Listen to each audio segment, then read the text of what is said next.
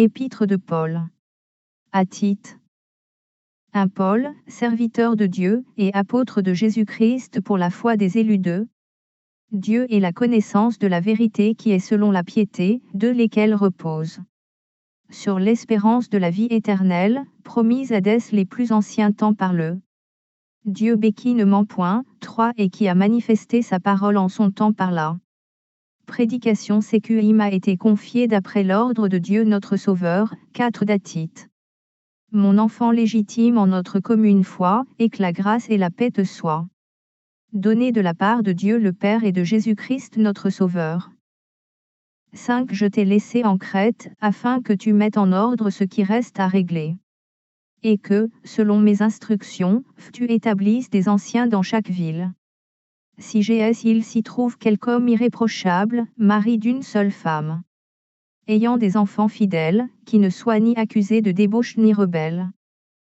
7. Car il faut que l'évêque soit irréprochable, comme économe de Dieu, qu'il ne soit ni arrogant, ni colère, ni adonné au vin, ni viol, gna porté à un gain déshonnête. 8. Mais qu'il soit hospitalier, ami des gens de bien, modéré, juste, saint, tempérant. 9. Attaché à la vraie parole telle qu'elle a été enseignée, afin d'être capable d'exhorter selon la saine doctrine et de réfuter les contradicteurs. 10. Il y a, en effet, surtout parmi les circoncis, beaucoup de gens rebelles, de vains discoureurs et de séducteurs, 11 auxquels il faut fermer la bouche. Ils bouleversent des familles entières, enseignant pour un gain honteux ce qu'on ne doit pas enseigner. 12. L'un d'entre eux, leur propre prophète, a dit, crée-toi toujours menteur, méchante bête, ventre paresseux.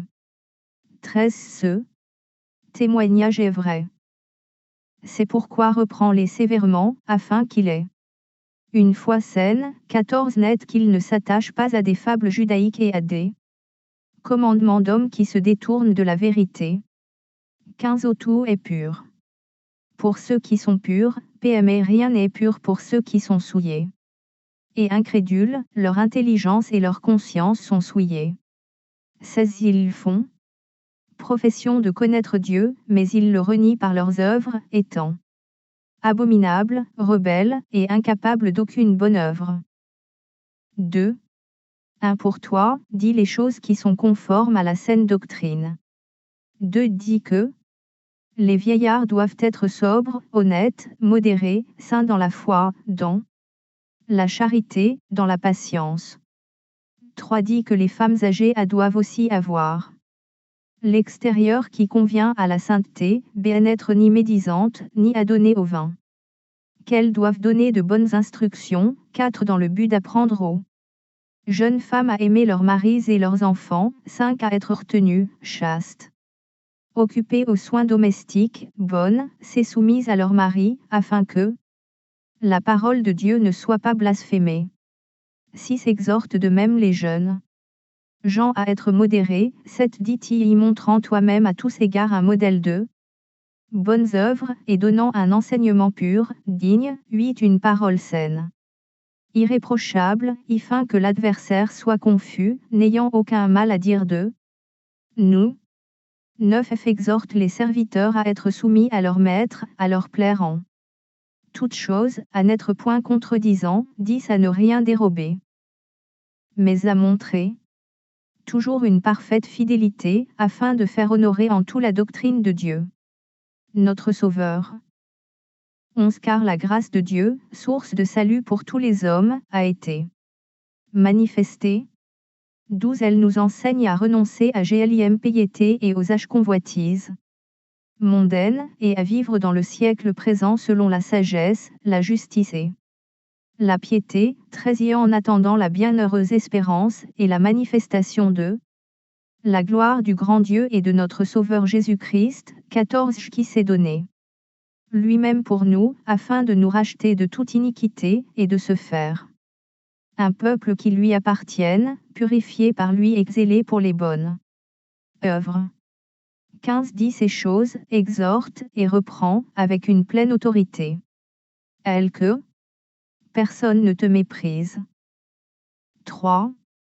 1 rappelle-leur d'être soumis aux magistrats et aux autorités, d'obéir, d'être prêt à toute bonne œuvre, 2 de ne médire de personne, d'être pacifique. B modéré, clin de douceur envers tous les hommes. 3D car nous aussi. Nous étions autrefois insensés, désobéissants, égarés, asservis à toute espèce de convoitise et de volupté, vivant dans la méchanceté et dans l'envie, dignes d'être haïs, et nous haïssant les uns les autres.